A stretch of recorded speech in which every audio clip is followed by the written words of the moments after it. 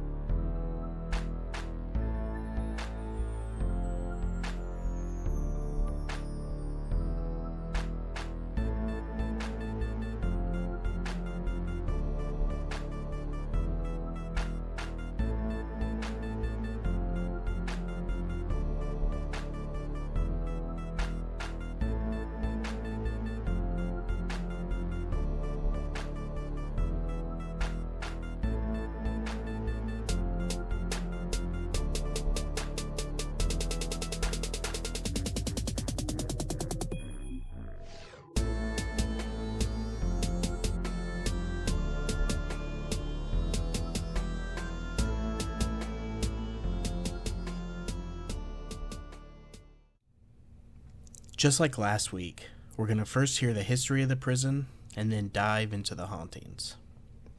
United States Penitentiary Alcatraz Island, also known simply as Alcatraz or The Rock, was a maximum security federal prison on Alcatraz Island, 1.25 miles off of the coast of San Francisco. The United States Department of Justice acquired the United States Disciplinary Barracks Pacific Branch on Alcatraz on October 12, 1933. The island became adapted and used as a prison of the Federal Bureau of Prisons in August 1934, after the buildings were modernized and security increased. Given this high security and the island's location in the cold waters and strong currents of San Francisco Bay, prison operators believed Alcatraz to be escape-proof and America's strongest prison. The three-story cell house included the four main cell blocks, A block through D block, the warden's office, visitation room, the library, and the barbershop. The prison cells typically measured 9 feet by 5 feet and 7 feet high. The cells were primitive and lacked privacy. They were furnished with a bed, a desk, a wash basin, a toilet on the back of the wall, and a few items other than a blanket. African Americans were segregated from other inmates in cell designation due to racism during the Jim Crow era. D block housed the worst inmates, and 6 cells at its end were designated the hole. Prisoners with behavioral problems were sent to these for periods of often brutal punishment. The dining hall and kitchen extended from the main building. Prisoners and staff ate 3 meals a day together. The Alcatraz Hospital was located above the dining hall. Prison corridors were named after major U.S. streets, such as Broadway and Michigan Avenue of New York and Chicago, respectively. Working at the prison was considered a privilege for inmates. Those who earned privileges were employed in the Model Industries building and New Industries building during the day, actively involved in providing for the military in jobs such as sewing and woodwork, and performing various maintenance and laundry chores. After being closed in 1963 as a prison, Alcatraz has been reopened as a public museum. It is one of San Francisco's major tourist attractions, attracting some 1.5 million visitors annually. Now operated by the National Park Service's Golden Gate National Recreation Area, the former prison is being restored and maintained. The main cell house was built incorporating some parts of Fort Alcatraz's citadel, a partially fortified barracks from 1859 that had come to be used as a jail. A new cell house was built from 1910 to 1912 on a budget of $250,000. Upon Upon completion, the 500-foot-long concrete building was reputedly the longest concrete building in the world at the time. The building was modernized in 1933 and 1934 and became the main cell house of the federal penitentiary. The building closed in 1963. When the new concrete prison was built, many materials were reused in its construction. Iron staircases in the interior and the cell house door near the barber shop at the end of A Block were retained from the old citadel, and massive granite blocks, originally used as gun mounts, were reused as the wharf's bulkheads and retaining walls. Many of the old cell bars were used to reinforce the walls, causing structural problems later due to the fact that many placed near the edge were subject to erosion from the salt air and wind over the years. After the United States Army used the island for over 80 years, it was transferred to the Federal Bureau of Prisons, which hoped an escape-proof jail would help break the crime wave of the 1920s and 30s. The Department of Justice acquired the disciplinary barracks on Alcatraz on October 12, 1933, and it became a Federal Bureau of Prisons facility in August 1934. The hospital was checked by 3 officials from the Marine Hospital of San Francisco. The Bureau of Prisons personnel arrived on Alcatraz in early February. Among them was acting chief clerk Loring O. Mills. In April 1934, the old material was removed from the prison. Holes were cut in the concrete and 269 cell fronts were installed, built using 4 carloads of steel ordered from the Stewart Iron Works. In June 1934, the Teletouch Corporation of New York began the installation of an electromagnetic gun or metal detecting system at Alcatraz. Detectors were added on the wharf, at the front entrance into the cell block, and at the rear entrance gate. The correctional officers were instructed on how to operate the new locking devices in July 1934, and both the United States Coast Guard and the San Francisco Police Department tested the new radio equipment. Final checks and assessments were made on the first 2 days of August. Alcatraz was intended for prisoners who continuously caused trouble at other federal prisons. It would be a last resort prison to hold the worst of the worst, who had no hope of rehabilitation. On August 11, 1934, the first batch of 137 prisoners arrived at Alcatraz from the United States Penitentiary in Leavenworth, Kansas, having traveled by rail to Santa Anita, California. Before being escorted to Alcatraz, they were handcuffed in high-security coaches and guarded by some 60 FBI special agents, U.S. Marshals, and railway security officials. Most of the prisoners were notorious bank robbers, counterfeiters, or murderers. Alcatraz gained notoriety from its inception as the toughest prison in America, considered by many the world's most fearsome prison of the day. Former prisoners reported brutality and inhumane conditions, which severely tested their sanity. Ed Woodkey was the first prisoner to commit suicide in Alcatraz. Rufy Percival chopped off his fingers after grabbing an axe from the fire truck, begging another inmate to do the same to his other hand. One writer described Alcatraz as the greatest garbage can of San Francisco Bay, into which every federal prison dumped its most rotten apples. In 1939, the new U.S. Attorney General Frank Murphy attacked the penitentiary, saying, "The whole institution is conducive to psychology that builds up a sinister, ambitious attitude among prisoners." The prison's reputation was not helped by the arrival of more of America's most dangerous felons, including Robert Stroud, the Birdman of Alcatraz, in 1942. He entered the prison system at the age of 19 and never left, spending 17 years at Alcatraz. Stroud killed a guard tangled with other inmates, and spent 42 of his 54 years in prison in solitary confinement. Despite its reputation, with many former inmates calling it Alcatraz, some prisoners reported that the living conditions there were much better than most other prisons in the country, especially the food, and many volunteered to come to Alcatraz. On December 3, 1940, Henry Young murdered fellow inmate Rufus McCain, running downstairs from the furniture shop to the tailor shop where McCain worked. Young violently stabbed McCain in the neck. McCain died 5 hours later. Young had been sent to Alcatraz for murder in 1933 and was later involved in an escape attempt during which gangster Doc Barker was shot to death. He spent nearly 22 months in solitary confinement as a result, but was eventually permitted to work in the furniture shop.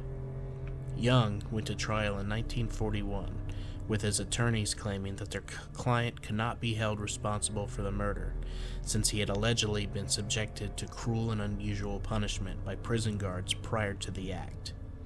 The trial brought Alcatraz into further disrepute. Ultimately, Young was convicted of manslaughter, and his prison sentence was only extended by a few years.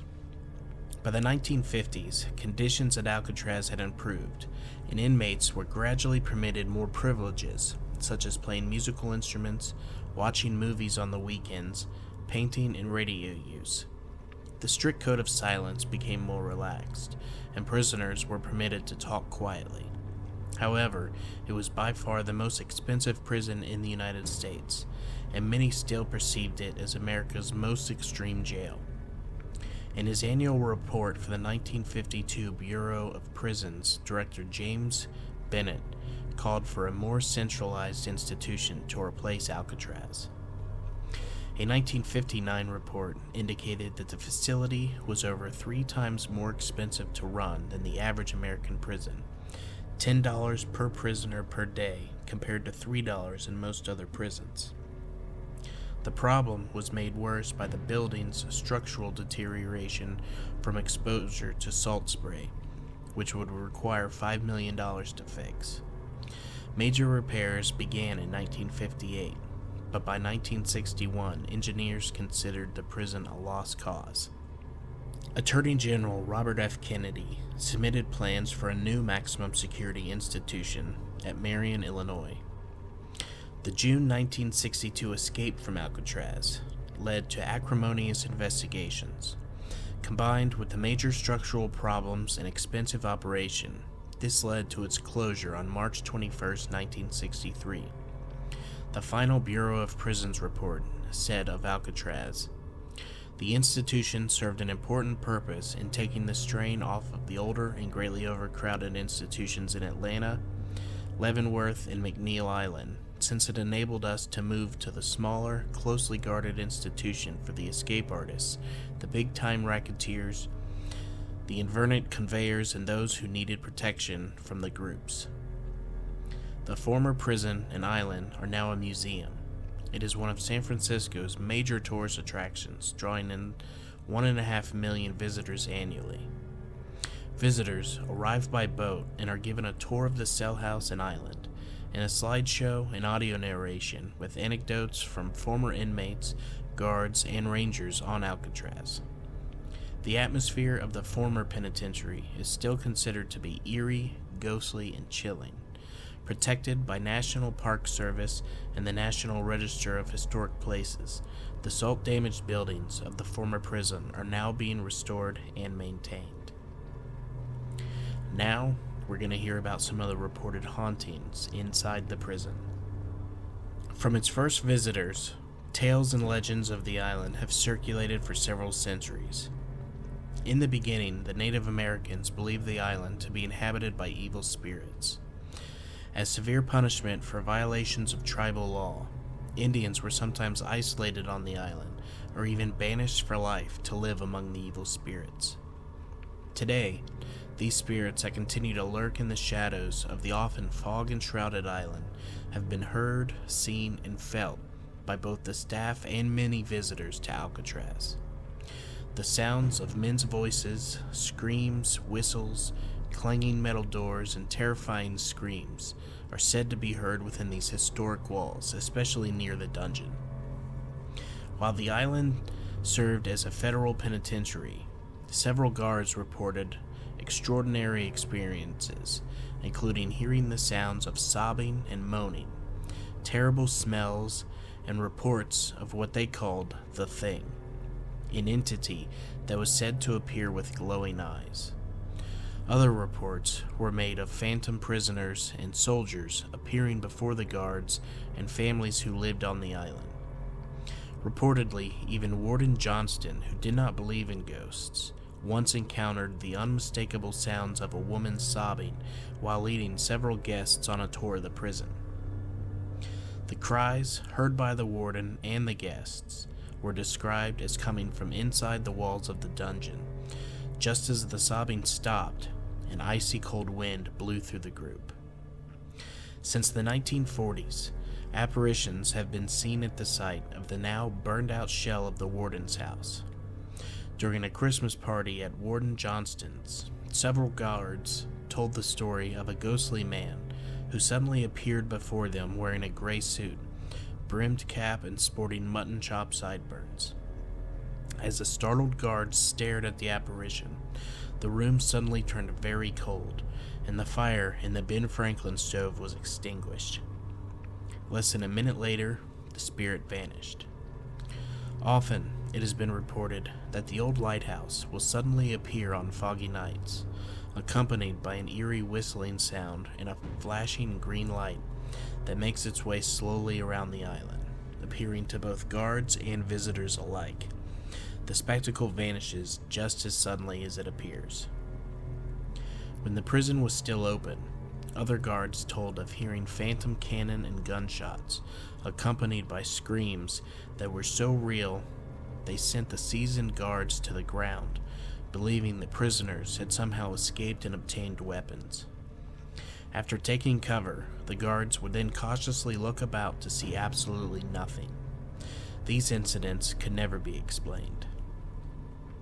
Another often reported experience of the guards was the smell of smoke that often came from a deserted laundry room, as if something was on fire. When they investigated, the black smoke was so thick it drove the guards from the room. However, just minutes later, the room was completely smoke-free. The notorious D block of the prison is said to have been and continues to be the most haunted block in all of the prison.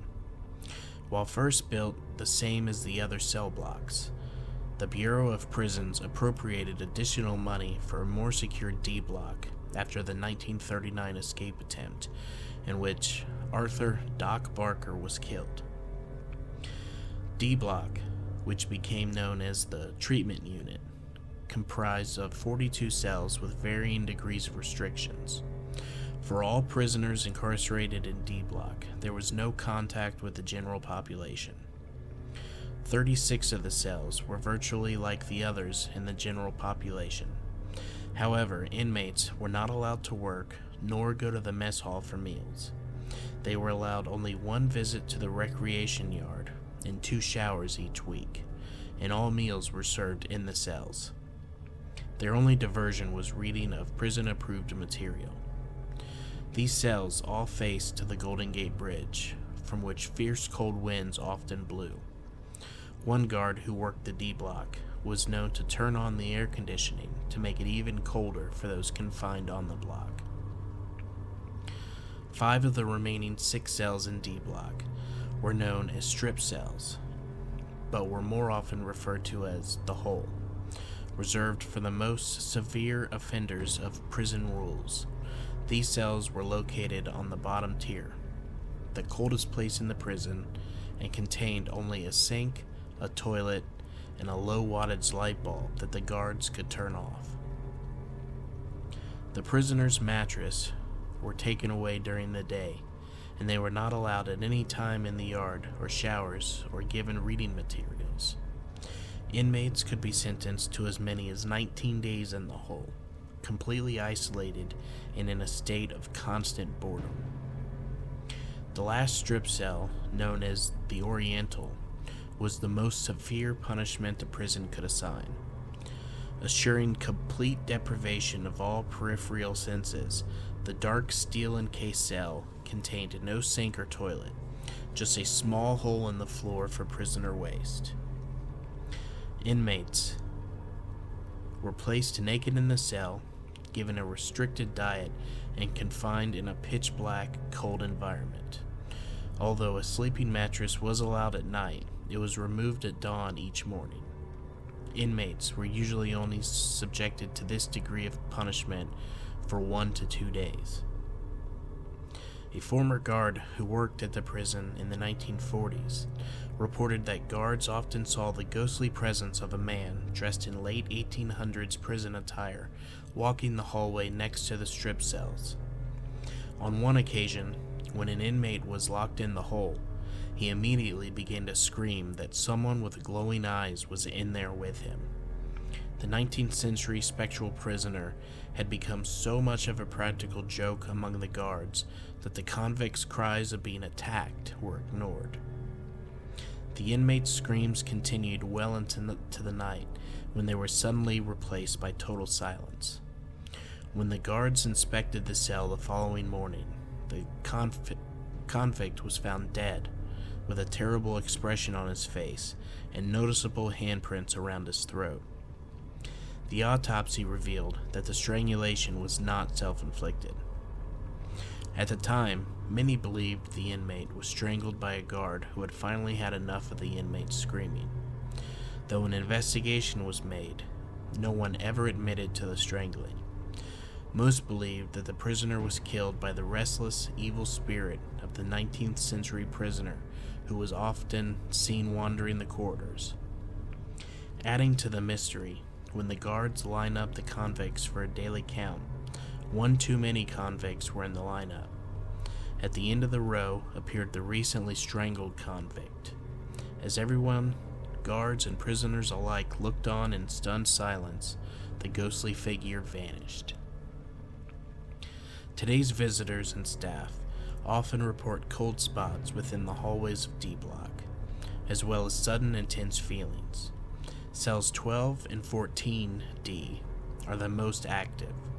Cell 14D is often reported to be almost 20 degrees colder than the rest of the cells on the block, and numerous psychics have felt emotionally charged impressions in the corners of the cell where punished prisoners were known to have crouched and suffered. These cells are so eerie that it is said that some park rangers refuse to go there alone.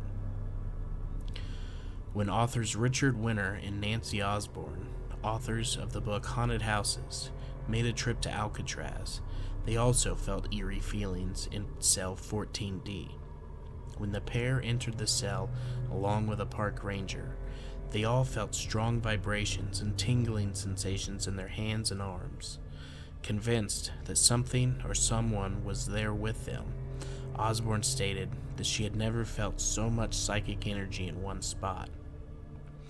On another occasion, when renowned ghost hunter Richard Sennett and psychic spent the night in Alcatraz, Sennett locked himself in cell 12D, where an evil spirit is said to make his home.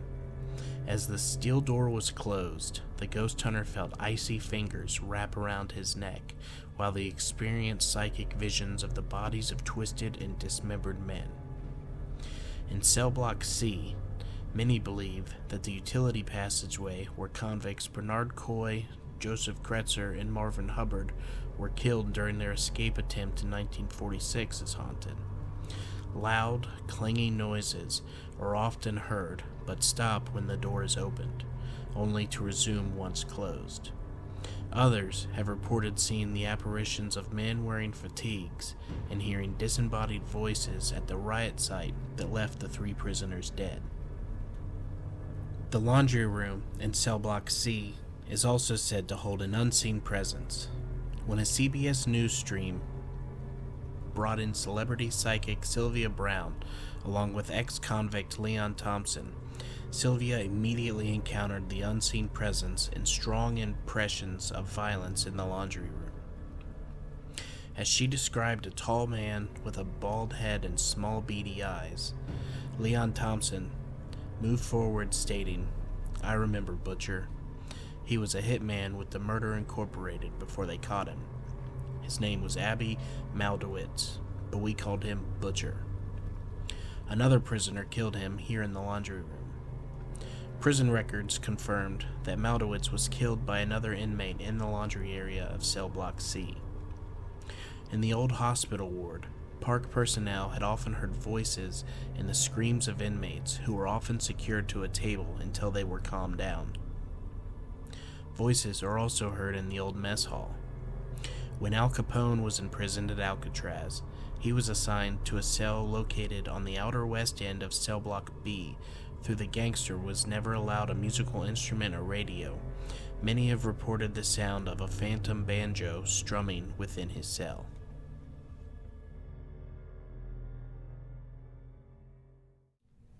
Our next story comes from YourGhostStories.com, and it is their experience while visiting Alcatraz Island. I'm on vacation this week, and my husband and I took a short trip to San Francisco for the sole purpose of touring Alcatraz Island. Just getting there was an adventure in itself, but I won't bore you with the particulars in that leg of the journey. I never realized the close proximity between the island and the city of San Francisco until we were on the ferry. I can understand how torturous it must have been for those in the D-block cells to be able to see and at times hear the activity of a very much alive and bustling city. So close and yet so far. Sounds cliche, but one needs to only make the trip to comprehend the truth of these words. While the weather in the Bay Area rivaled that of my current hometown of Las Vegas, an eerie fog rolled over and enshrouded the island. Standing on the landing dock and looking at the sky, we could literally see the fog rolling in the sky overhead. The wind blew constantly and chilled me to the bone, having forgotten my jacket in the hotel room in Oakland. Still, those who weren't suffering the same bout of forgetfulness were feeling the chill as well. Regrettably, we had to opt for the afternoon tour, as the night tour had been booked well in advance. It was an audio tour, and we were each given a headset at the beginning, which I chose not to use. I think I was probably the only one to make such a choice, but I didn't want anything to interfere with what I might hear. Our plans to visit in the middle of September panned out really well, and I was very appreciative of the lack of children present. Nothing against kids, but they can cause unnecessary distractions. The tour rules recommend that children be at least 9 years old, as it is quite a big place, and younger, smaller children would become bored and restless. The rules are very strict about unruly children, that unruliness isn't tolerated. There were only 3 children I saw the entire time I was on the island, 1 baby in a carrier, and a boy in a wheelchair accompanied by his brother. I mention the lack of children because my first experience involved hearing children laughing and playing in the area between the door to the outside recreation area and the mess hall. There, also, is the stairway to the upper floors of the A block. I heard them twice as we walked around that area. My research hasn't divulged any reports of child ghosts, but it is a fact that during the Native American occupation of the island during the late 1960s, a 13-year-old girl fell 3 floors to her death down a stairwell. The stairwell in question has never been mentioned, but I believe it is the one at the end of cell block A where I heard the children. The tour of blocks A, B, and C over, we proceeded to the infamous D block. I expected a dark, dreary, dungeon-like atmosphere, but was surprised at how well lit the hall was. It was depressing, though, since the light was from the nearly 2 stories of windows that the upper levels cells faced, giving the prisoners full view of the bay and the city. Torture indeed. With the exception of 1 cell on the ground level, all of the cells were dubbed the Hole. Here in D Block, many men lost their sanity, and a few lost their lives. I won't go into the history of these cells, as Google is a great source for that, but I will say that 14D is known to have claimed the life of one who, screaming in terror throughout the night that he was being attacked by a demon, was found dead in the morning with evidence of having been strangled.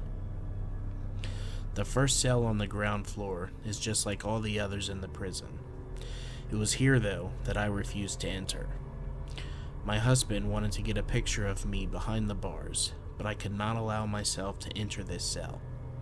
Twice he insisted, and twice I said, "Fuck that, I'm not going in there." I felt a fear like I've never known, and a complete aversion to take even one step inside. I did, however, go into 14D, and I snapped a few pictures. Still had a very depressing feeling, but no fear like that first cell. On our way back to the landing dock, we saw the tiny outbuilding that was the morgue. We got in line to view the inside, and I was really excited. I have a somewhat morbid side, as I'm sure some of you can relate to. The outside door to the building has been removed, and a sheet of plexiglass placed over the opening. The room itself is below ground level, and one can peer through the glass to the room below. Taking any kind of picture through the plexiglass is futile, as the distortions are ridiculous. There is, however, a small space at the top, just large enough for the lens of my camera, so I took 2 through the glass and 2 through the small opening. I think you'll find the series of photos interesting. Some of the emotions I felt as I peered into the hole were there. Grossed out, sad, happy, lonely, fearful, and finally relief. Like I had been set free, all in a matter of seconds.